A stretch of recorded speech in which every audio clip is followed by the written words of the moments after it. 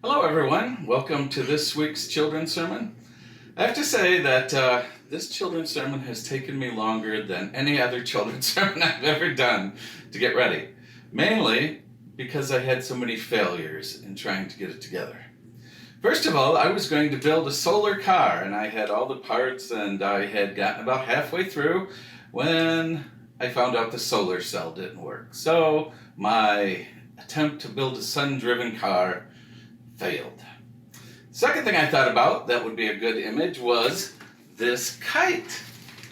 I was going to make this kite and go out and fly it, but I ran into a problem here. I don't have any kite string. And I ran around and tried to find kite string everywhere. No kite string. And besides, there's only a 5-mile-an-hour wind today, so this kite would probably have not taken off at all.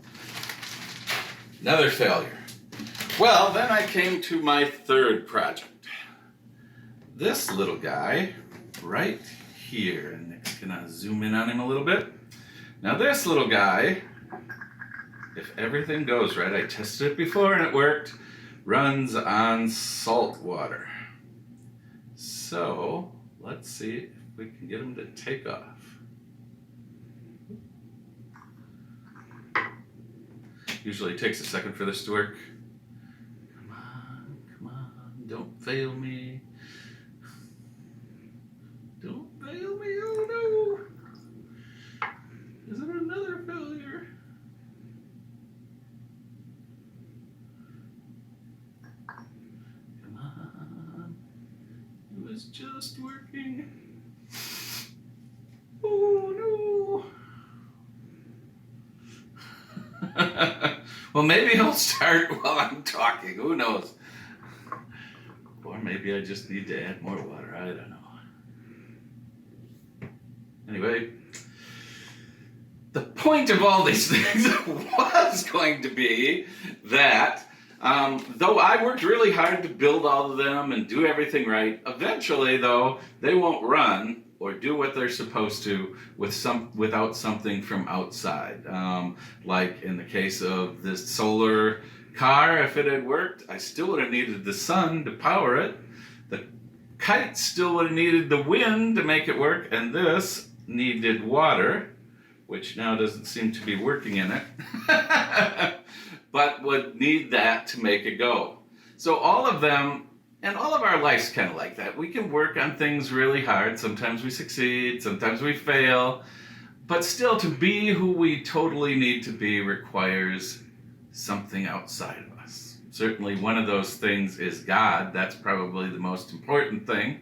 Or person to be with us. God lifts us up, gives us strength, guides us where we need to go, and helps us to reach places we could never reach or be people we could never be without God's help.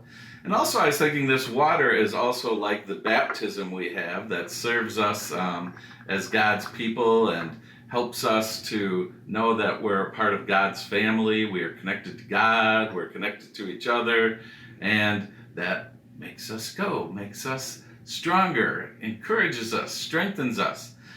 And I'm really sad, 3 failures. But, you know, the interesting thing is God still loves me. God still cares. God still empowers me in success and failure. The world may judge me in certain ways, but God just keeps working in my life, even when I don't get it right. And that's true of you too. So don't try to go it on your own.